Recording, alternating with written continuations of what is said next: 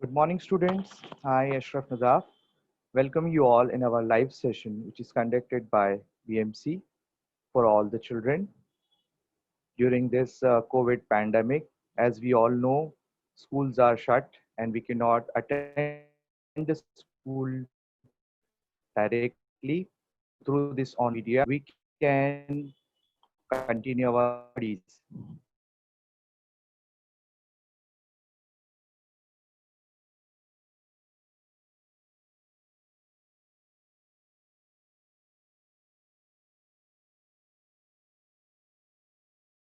The remaining part of the chapter. So you will get a PPT here on the screen, and through that we will learn.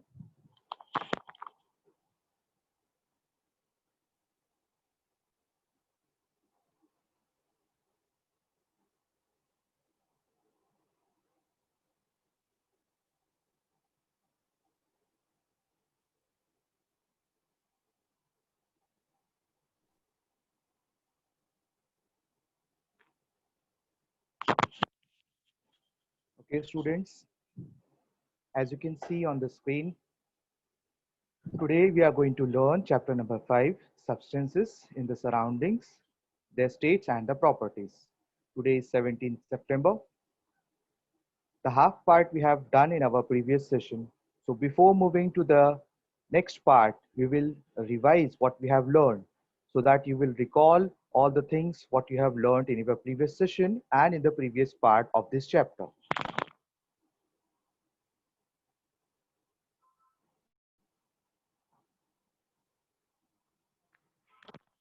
Friends, today's session is about these topics as you can see on the screen.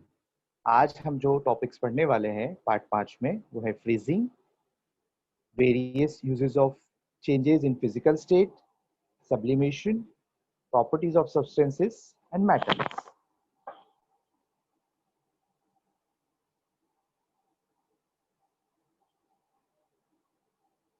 Before moving to the new topics of today, we shall revise our previous topics.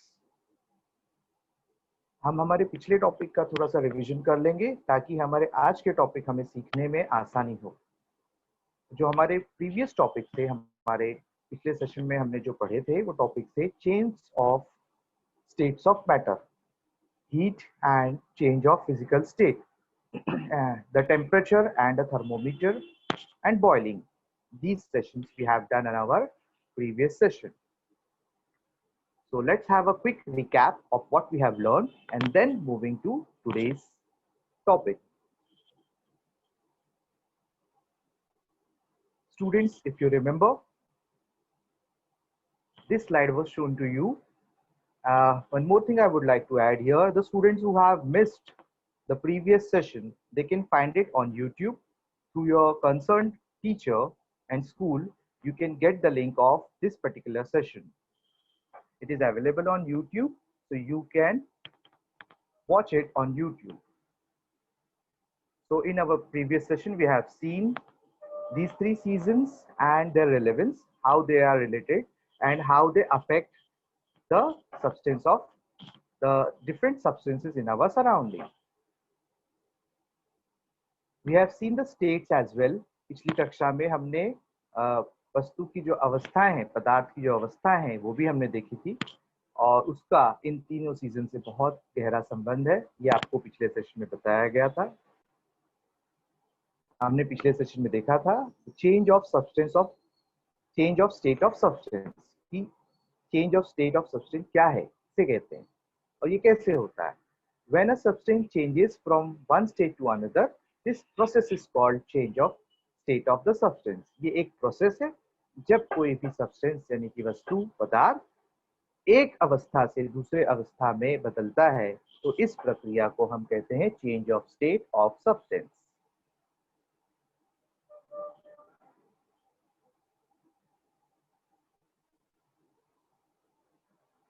We have seen this transformation, आपको उदाहरण बताया गया था कि अगर गर्मी का मौसम है तो सभी को बर्फ जो है बहुत ज़्यादा पसंद होती है।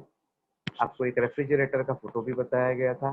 तो रेफ्रिजरेटर में हम बर्फ जमाते हैं, और स्टेट्स ऑफ मैटर में बताया गया था कि सॉलिड आइस जो है वो सॉलिड स्टेट में होता है, जब वो पिघलता है तब वो वाटर बनता है, यानी कि वो लिक्विड स्टेट में चेंज हो जाता है।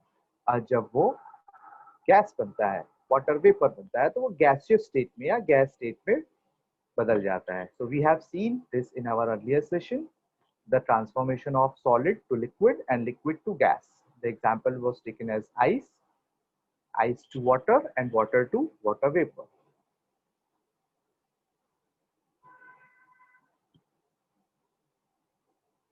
Now we have seen this slide also, changes of state.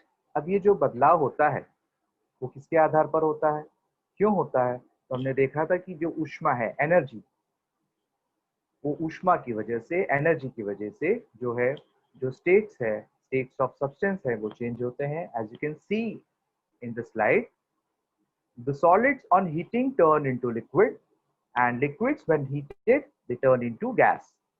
Vice versa, जब ऊष्मा देने पर, गर्म करने पर सॉलिड से लिक्विड में बदलाव होता है और लिक्विड से गैस में होता है। उसी का विपरीत, when we cool the gas we get liquid, and when we cool the liquid we get the solid. That is, gas on cooling becomes liquid or liquid becomes solid. जब जो वाष्प होती है उसको हम ठंडा करते हैं तब वो द्रव अवस्था में रूपांतरित हो जाती है, और द्रव अवस्था वाले पदार्थों को जब हम ठंडा करते हैं तब वो ठोस अवस्था वाले पदार्थों में बदल जाते हैं। का उदाहरण हमने लिया था पानी। जो बर्फ बनता है, बर्फ जब अगर हम फ्रिज में रखते हैं तो वो बर्फ होता है, फ्रिज से बाहर निकालते हैं तो उसकी जो ऊष्मा है वो निकल जाती है, तो वो लिक्विड बनता है पानी, और उसको जब हम गर्म करते हैं तो पानी की भाप बनती है। That is our gaseous state. बच्चों, इसके बाद एक बहुत ही इंपॉर्टेंट चीज हमने देखी थी। This device is called thermometer.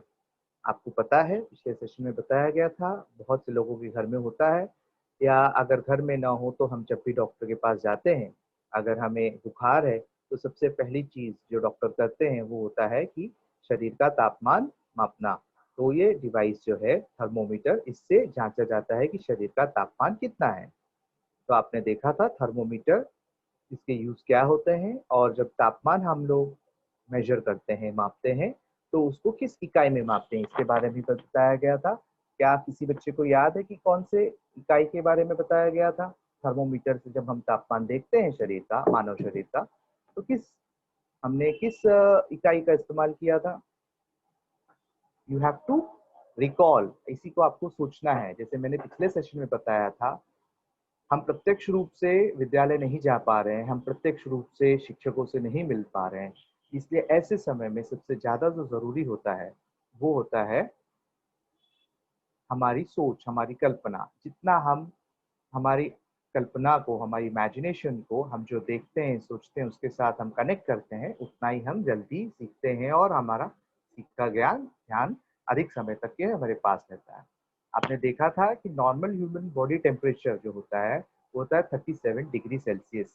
अब आपको स्क्रीन पर थर्मोमीटर का एक पार्ट दिखाया जा रहा है, उसमें आप देख सकते हैं कि थर्मोमीटर जो होते हैं उसमें जनरली 97, 98, 99, 100, 101, 102 इस तरीके से नंबर होते हैं, और 98.6 ये जो नंबर है ये आपको दिखाई दे रहा है। तो 98.6 हम इसको अप्रोक्सीमेट 98 कहते हैं। तो ये जो होता है ये फ़ारेनहाइट स्केल होती है, और जैसे कि आप देख रहे हैं 37 ये होता है डिग्री सेल्सियस। तो फ़ारेनहाइट और डिग्री सेल्सियस ये जो है ये तापमान मापने की इकाइयां हैं।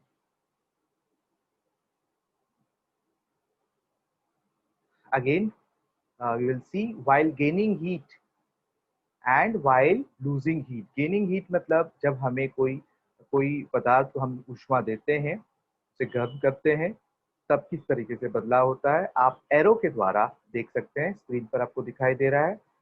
अगर हम पहले वाले एरो की तरफ देखें तो राइट टू लेफ्ट एरो जो जा रहा है, तो गेनिंग हीट करेंगे तब मेल्टिंग होता है, solid to liquid and liquid to gas, that is our vapour.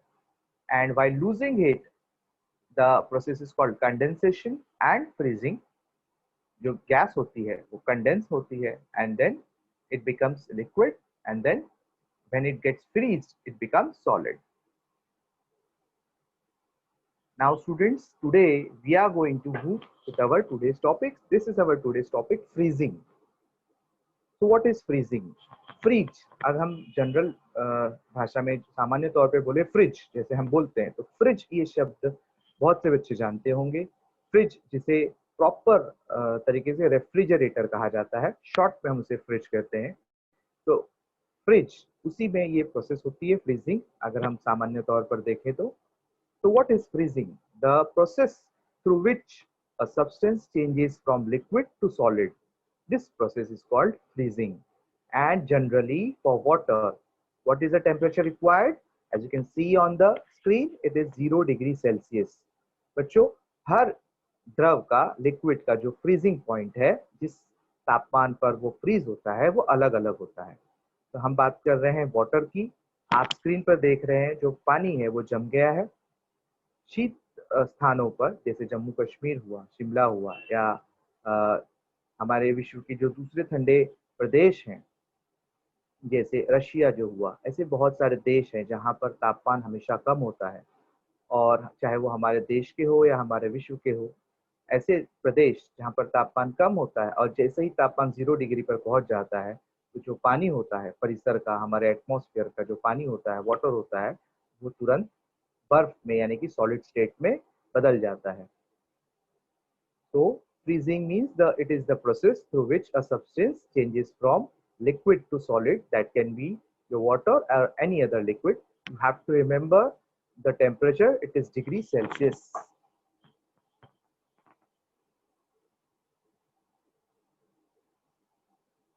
Now we shall move to our next session. Next slide. Now we will get more information about freezing here. What is freezing? Students, you will get these all things in your textbook, science textbook. It is from page number 35 to 38. The page you are getting to see here right now, it is on page number 35.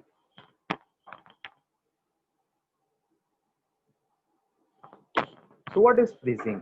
The water kept in a fridge or on ice becomes cooler and cooler. That is, its temperature falls. Students, जैसे आप सभी जानते हैं, जो पानी होता है उसे फ्रीज होने के लिए, उसे बर्फ बनने के लिए कुछ समय लगता है। समय क्यों लगता है? क्योंकि उसे एक निश्चित तापमान अर्जित करना होता है। जब तक वो निश्चित तापमान तक पानी की जो स्टेट है, जो तापमान जो है वो निश्चित नहीं होता, तब तक के पानी जो है वो फ्रीज नहीं होता, वाटर फ्रीज नहीं होता।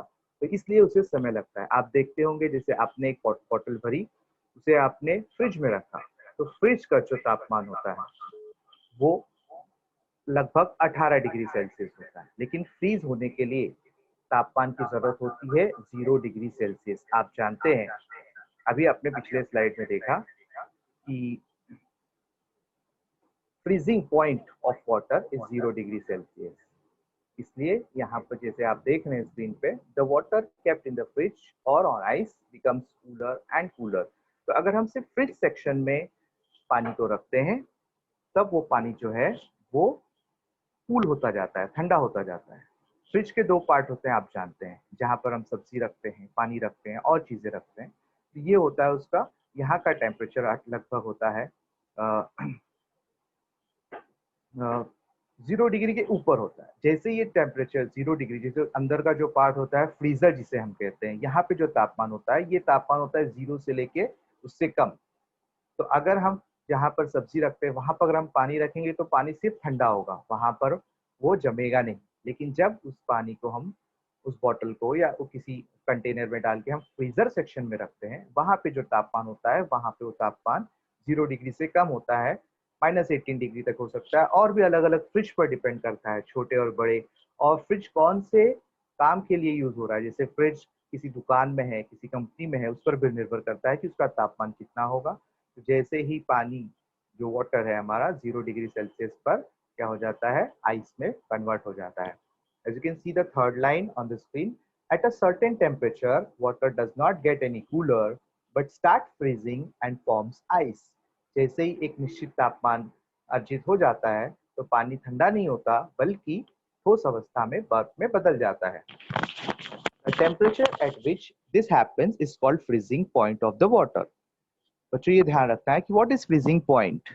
तो freezing point है मतलब वो टेम्परेचर है जिस टेम्परेचर पर पानी जो है वो बर्फ में बदल जाता है. So the freezing point is that temperature where the liquid, for example, the water turns into solid state, that is ice. The temperature of substance can fall below 0 degrees Celsius. Example, the temperature of air in the freezer of a refrigerator is around minus 18 degrees Celsius. It is read as minus minus. You can see the small dash. It is not a dash actually. It is the sign plus minus you study in your maths. So this is minus 18 degrees Celsius. जैसे मैंने अभी आपको बताया कि अलग अलग fridge का जो तापमान होता है, जैसे अगर हमारा घरेलू फ्रिज है, जो फ्रिज हम घर में इस्तेमाल करते हैं, उसका माइनस 18 डिग्री तक हो सकता है. फ्रिज के आकार पर भी निर्भर करता है कि उसका तापमान कितना होगा. उसके रेफ्रिजरेटर में उसके फ्रीजर सेक्शन का तापमान कितना होता है. Third paragraph, when ice gets heat it starts melting और changing into the liquid state again. आपको पिछले सेशन में बताया गया था, मैंने कहा था कि अगर हम फ्रिज में से आइस को बाहर निकाल के रख देंगे तो क्या होता है, और आपने सही उत्तर गैस किया था कि जो आइस है वो पिघलने लगेगा और थोड़े ही समय में वो पानी बन जाएगा. When the ice gets heat, heat मतलब जब रूम टेम्परेचर पे बर्फ का तापमान बढ़ने लगता है, उसे ऊष्मा मिलने लगती है तो ये पिघलने लगता है. It starts melting or change into the liquid state again. Ice melts at 0 degrees Celsius. It means that the freezing point and melting point of water are one and the same. बच्चों ये हमें ध्यान में रखना है कि freezing point and melting point दोनों एक ही चीज है, 0 डिग्री है, लेकिन दोनों अलग अलग अवस्थाओं के लिए. It is for different states. When I say freezing point, that is, it is from liquid to solid. And when I say melting point, it is for solid to liquid. So it happens at the same temperature, that is 0 degree Celsius. जब पानी जो है वो बर्फ बनता है तो वो भी 0 डिग्री सेल्सियस पर फ्रीज होता है, सॉलिड बनता है. और जो सॉलिड है ऑलरेडी बर्फ है, उसे अगर पानी बनना है, पिघलना है, तो वो -1 डिग्री तक नहीं होगा, 0 डिग्री तक नहीं. जैसे ही 0 डिग्री पहुंचेगा और 0 डिग्री से तापमान बढ़ेगा, 1 डिग्री होगा, 2 डिग्री होगा, वो मेल्टिंग प्रोसेस शुरू हो जाती है. सो freezing point and melting point of water are one and the same. Each substance has a specific boiling point, which is also its condensation point. ठीक इसी तरीके से जब लिक्विड से गैसियस स्टेट में चेंज होता है और गैसियस स्टेट से लिक्विड स्टेट में चेंज होता है, तब भी यही बात होती है. वहां पर हम इसे कहते हैं boiling point and condensation point. Boiling point is for liquid to gaseous state and condensation is for gaseous state to liquid state. Each substance has a specific melting point which is the same as its freezing point. जैसे अभी हमने देखा freezing point और melting point है, उसी तरीके से जो हमारा condensation point होता है और boiling point होता है वो भी एक ही होता है. अब ये जो condensation point या boiling point है, ये depend करता है आपके substance पे. If we take the example of water, it is 100 degree Celsius. जैसे आप जानते हैं कि पानी जो होता है वो 100 डिग्री सेल्सियस पर वाटर वेपर में बदलना शुरू होता है. ये जो हमारा कंडेंसेशन पॉइंट है या बॉइलिंग पॉइंट है, ये हर एक लिक्विड के लिए अलग अलग होता है. So suppose we talk about milk. The milk will have a different boiling point. We are talking about water's boiling point. So the water, pure water, again see I will point out here, water also you can say clean water, and if the water is contaminated, अगर पानी दूषित है, अगर उसमें dust है, तब उसका तापमान अलग होगा. और यही चीज मैं आपको इसलिए बता रहा हूँ कि आने वाले हमारे स्लाइड्स में, आने वाले टॉपिक्स में इसका बहुत इंपॉर्टेंस है, इसलिए आपको ध्यान रखना है. मैंने कहा प्योर वाटर, क्योंकि अनप्योर वाटर अगर कोई होगा तो उससे तापमान भी बदल जाता है और उसका बहुत फर्क पड़ता है. तो each substance has a specific melting point which is same as freezing point. हमने अभी देखा. Now we will move to the next slide. The temperature at which a substance boils while heating is the same as the temperature at which it condenses when it is cooled. Dear students, you have to remember the words, the terminology. The main words here are temperature, मतलब तापमान, substance यानी पदार्थ, boils यानी उबलना, condenses, condenses मतलब जो होता है वाष्प जो होती है वो liquid में change होती है, उसे हम कहते हैं condenses. Some students might find it difficult to pronounce the words, so I'll repeat for them. Condenses, temperature, substance, boils. I'll read the sentence again. The temperature at which a substance boils while heating is the same as the temperature at which it condenses when it is cooled. Similarly, उसी जैसे the temperature at which a substance freezes while cooling is the same as the temperature at which it melts when it is heated. अभी हमने देखा temperature जिस पर कोई वस्तु कोई पदार्थ फ्रीज होता है while cooling यानी ठंडा होने पर is the same as the temperature at which it melts when it is heated. जब इसे गर्म किया जाता है तब ये मेल्ट होता है, तो ये टेम्परेचर भी हमारा सेम होता है. Now you will think, so what are the uses of changes in physical state? Students, whatever happens around us, there is always a science behind it. जो भी हमारे आसपास कुछ होता है उसके पीछे हमारा कुछ ना कुछ विज्ञान होता है, उसके तथ्य होते हैं, थियरीज होते हैं, फैक्ट्स होते हैं.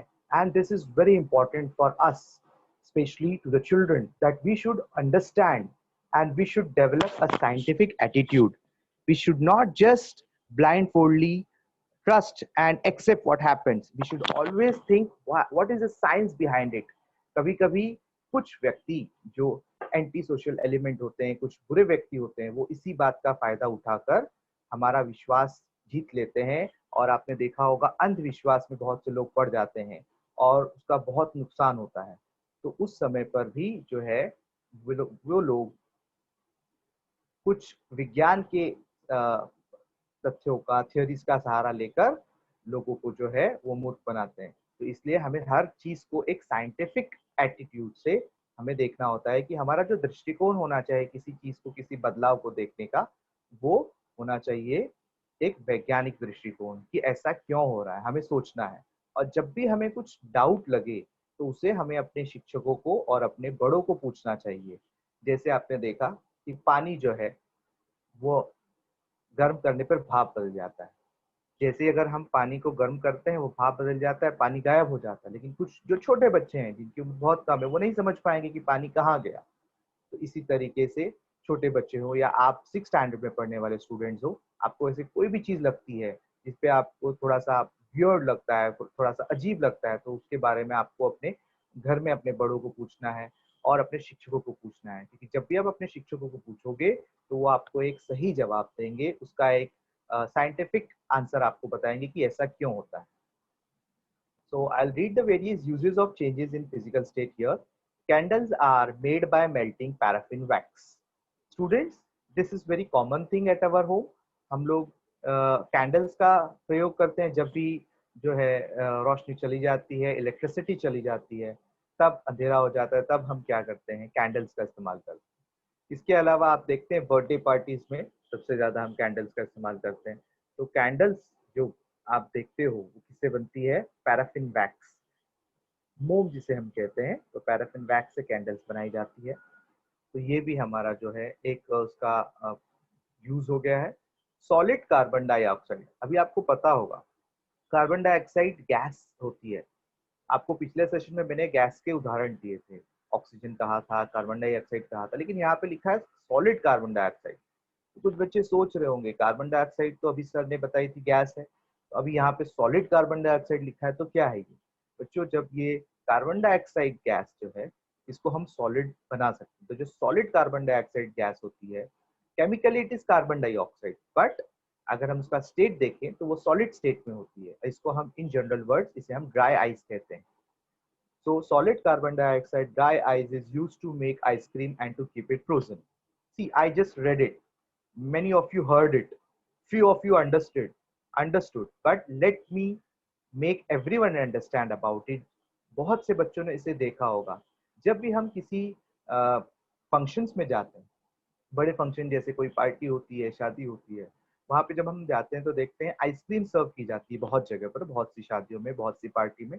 और जो वो आइसक्रीम रखी होती है वहाँ पर बर्फ होती है। वो बर्फ जो होती है, हमारे घर में जो रेफ्रिजरेटर होता है या हमने जो बर्फ देखी है उससे थोड़ी अलग होती है। उसमें से लगातार धुआं निकलता रहता है और वो एकदम व्हाइट कलर की होती है। बच्चों, यही होती है dry ice, solid carbon dioxide. और अगर उसको हम अपने हाथ पे रखें, एक छोटा सा टुकड़ा अगर हम लेंगे, जहाँ पर वो आइसक्रीम का बड़ा सा बॉक्स होता है उसमें ये ड्राई आइस होती है, अगर हम अपने हाथ पे रखेंगे तो वो हमारे हाथ पर ड्राई आइस का जो टुकड़ा होगा उससे भाप निकलने लगेगी। कुछ बच्चों को बहुत अच्छा लगता है, but dear students remember this can be harmful, क्योंकि ये जो ड्राई आइस होती है इसको अगर हमने बड़ा पीस दिया और बहुत समय तक अगर हमने हमारे हथेली पर रखा है तो हमारे जो शरीर का तापमान है और ड्राई आइस का जो तापमान है बहुत उसमें अंतर होता है। इसके वजह से हमारे शरीर में जो है वो त्वचा जो है जल सकती है। It can harm us, so always be careful, you should never do that. So another example which we just saw here is solid carbon dioxide, that is dry ice, is used to make ice cream and to keep it frozen, यानी इसे जमी हुई रखने के लिए ice cream को हम dry ice का उपयोग करते हैं। Now third is liquid nitrogen. अभी फिर से वही बात आ गई, पिछले सेशन में हमने नाइट्रोजन गैस का नाम पढ़ा था, अब हम पढ़ रहे हैं liquid nitrogen.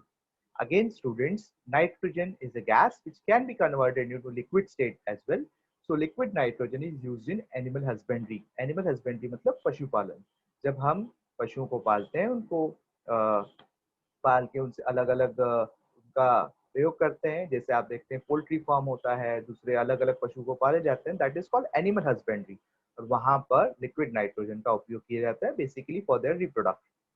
Now fourth point, sand, that is silica, is melted to make glass. बच्चों, आप जानते हैं कि जो हमारा कांच होता है, कांच की वस्तुएं होती है, वो इससे बनता है, रेत से बनता है। आप बीच पे जाते होंगे, जो मुंबई में रहने वाले बच्चे हैं, मुझे ऐसा लगता है कि वो जुहू बीच जरूर गए होंगे। तो जुहू बीच पर जो रेत मिलती है इसे हम साइंटिफिकली सिलिका कहते हैं। तो इसी रेत के उपयोग से हम जो है कांच की मैन्युफैक्चरिंग करते हैं। Fifth point, metals like gold and silver are melted to make ornaments. धातुएं जैसे सोना और चांदी, गोल्ड आप जानते हैं, सोना और सिल्वर चांदी, are melted to make ornaments. आभूषण बनाने के लिए इनको क्या किया जाता है, पिघाला जाता है, और इससे जो है गोल्ड और सिल्वर से अलग अलग आभूषण, ज्वेलरीज जो है वो बनाई जाती है। Iron is melted to make tools. Iron जो कि बहुत कठोर धातु होती है, इससे अलग अलग तरह के औजार बनाए जाते हैं। सो आपने देखा कि different uses are there of changes in physical state. अलग अलग जो सब्सटेंस है उसके स्टेट को चेंज करके हम उसका उपयोग कर सकते हैं। Now we shall move to our next slide. Just have a look at this. Can you guess what it is? बहुत से बच्चों ने इसमें से एक वस्तु जो है वो देखी होगी। Just imagine, have you seen it before? क्या आपने इसे पहले कभी देखा है? कहीं आपने टीवी में एडवर्टीजमेंट के रूप में देखा होगा, कहीं आपने अपने घर में देखा होगा, कहीं आपने इसके बारे में सुना होगा। जरा सोचो ये क्या है, किस जैसा लग रहा है। यहाँ पर तीन चित्र आपको दिखाई दे रहे हैं। कुछ बच्चों को ये गोली लगेगी, कुछ बच्चों को ऐसे लगेगा कि भाई ये मीठी गोली है खाने वाली, कुछ बच्चों को पता चल गया होगा कि भाई नहीं, ये तो यहाँ पे लिखा है ओडोनिल है, ये तो खुशबू वाली कोई चीज है। उसके बाद में थर्ड जो पिक्चर है उसमें आपको दिखाई दे रहा है, लिखा हुआ है नेफ्थलीन बॉल्स। अगर किसी ने बच्चे ने इसके बारे में सुना है तो वो तुरंत गेस कर लिया है। So let me tell you, the students who have not guessed it, जिन्हें इसका उत्तर नहीं पता चला, तो ये कोई खाने वाली चीज नहीं है। ये हमारे जीवन में बहुत ही लाभदायक वस्तु है। आप देख सकते हैं ओडोनिल जो है यहाँ पे, तो ये एक प्रोडक्ट है। इसे हम रूम फ्रेशनर के रूप में या एयर फ्रेशनर के रूप में इस्तेमाल करते हैं।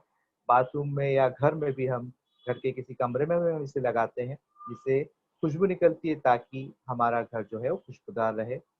आगे सेकेंड पिक्चर में आप देख रहे हो, मॉथ बॉल्स इसे कहते हैं।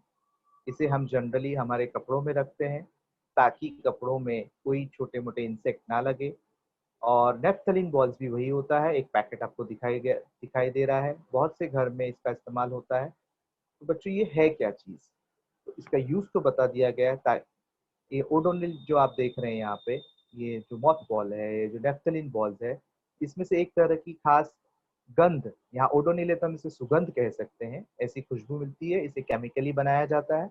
दूसरे पिक्चर में आपको जो मॉथ बॉल्स दिखाई दे रहा है, इसे हम रखते हैं ताकि इसमें से जो गंध निकलती है उसके द्वारा जो छोटे मोटे कीड़े मकोड़े होते हैं, इंसेक्ट होते हैं, वो हमारे कपड़ों में या अन्य वस्तु की तरफ हमारे घर में जो है वो नहीं आते हैं, इसकी गंध से वो दूर चले जाते हैं, इसलिए इसका इस्तेमाल होता है। तो ये पिक्चर्स, ये फोटो दिखाने का मकसद क्या है, मैंने क्यों ये बताई? अभी तो हम पढ़ रहे हैं states, substance, their states and their properties, तो ये क्यों बताया गया? Just guess. पिछले स्लाइड में, पिछले सेशन में हमने देखा कि सॉलिड लिक्विड में बदलता है, लिक्विड गैस में बदलता है। तो बच्चों there are some exceptions also. अभी एक जो हमारा प्रोसेस था solid to liquid, liquid to gas, आपने देखा स्लाइड में, फिर से देखा, ice becomes water, water becomes gas, water vapour. But